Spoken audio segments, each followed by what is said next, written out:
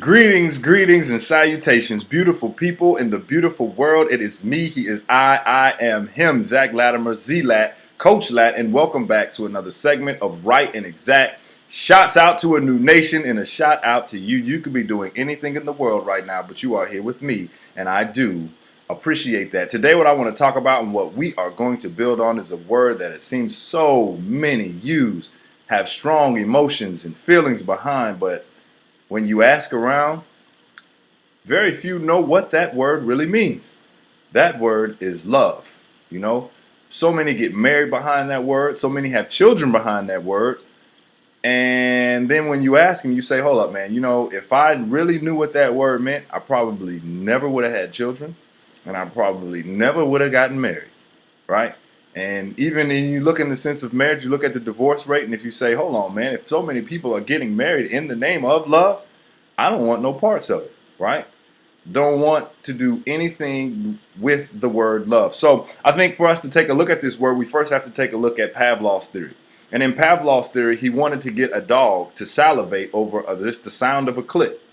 So in order for him to get to do that, he started to feed the dog, and then he would make sure that the dog would hear the click, and he would associate the two. So that therefore he then started to take the dog food away, but then still would have the click, and the dog would start to salivate just from the sound of the click because he would associate the two. I think that's very big and very prevalent in our discussion here. Because a lot of times when you deal with this word love, the concept and the idea of it come behind what somebody else is giving you a vision of. Either that vision has came from TV, movies, or even music are very big when people start to use definitions of love and what it looks like. Then they start to quote those different things, right? So even when you get into these different relationships, though, you say, hold on, because if I fell in love with a guy or fell in love with a girl, some of the nasty and heinous of acts was done behind this word love. So really, what is it? Because I don't think that that's really love. So you start to look at it, and you look at your own life, or you look at the involvement that you maybe have had in somebody else's life, and you say, you know what? Just because I was involved in somebody's growth and development, or provided some instruction, or provided and got some guidance, or anything of that nature, it doesn't mean that you necessarily love somebody.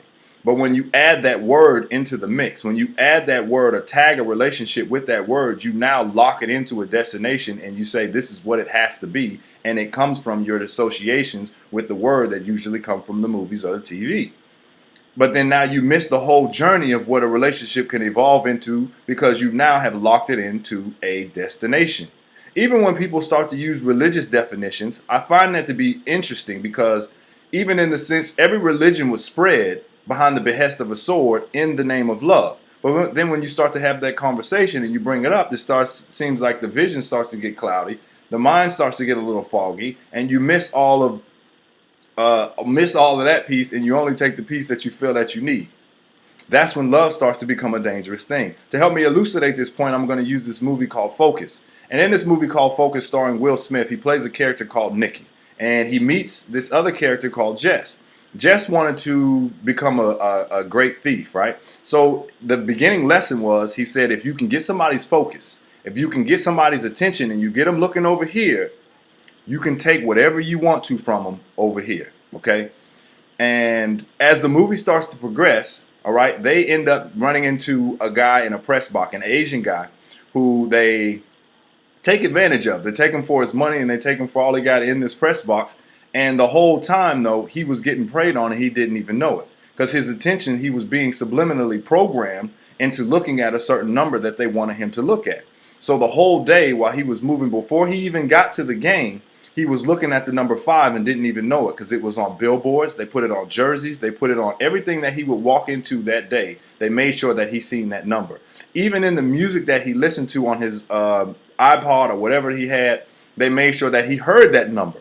So even when he wasn't paying attention to it, he still subconsciously, it was down in there so that when came time for him to make a decision, he felt like it was his intuition, but really he had already been programmed behind looking at that number. So then they was able to take advantage of it. So I'm going to fast forward because then Jess and Nicky, these characters split. But they end up coming back, and Nikki, played by Will Smith, sees Jess coming down the steps. Now she has a full red dress on, she has red lipstick, and she has red shoes on. Now, depending on what culture you come from, people automatically associate red with love. So then he looks up and he's there to do a job, but then all of a sudden he's thrown off his whole job because he was love struck. And now his mind got cloudy and his vision, and he started to suffer from it throughout the rest of the movie. And you can start to see this progression from even when she comes to his hotel room, and at his hotel room she's crying and he's sitting in front of the door, and the first thing he goes into, did he touch you, did he hit you? And he basically becomes a simp because he's clouded, not knowing, not even asking, well, what happened, getting the full scope of what went on.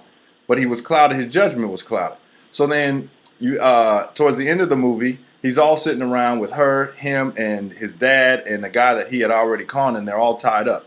And he eventually starts to feel like, I just want to tell the truth. I want to lie like normal people. And his dad ends up shooting him right below his heart, but symbolic of shooting him in his heart. Because now he has failed, not knowing that Jess really was taking advantage of him. This guy was trying to take advantage of him too. But he fell for this concept and this idea called love, and he had to put a stop to it because he was going to throw everything off.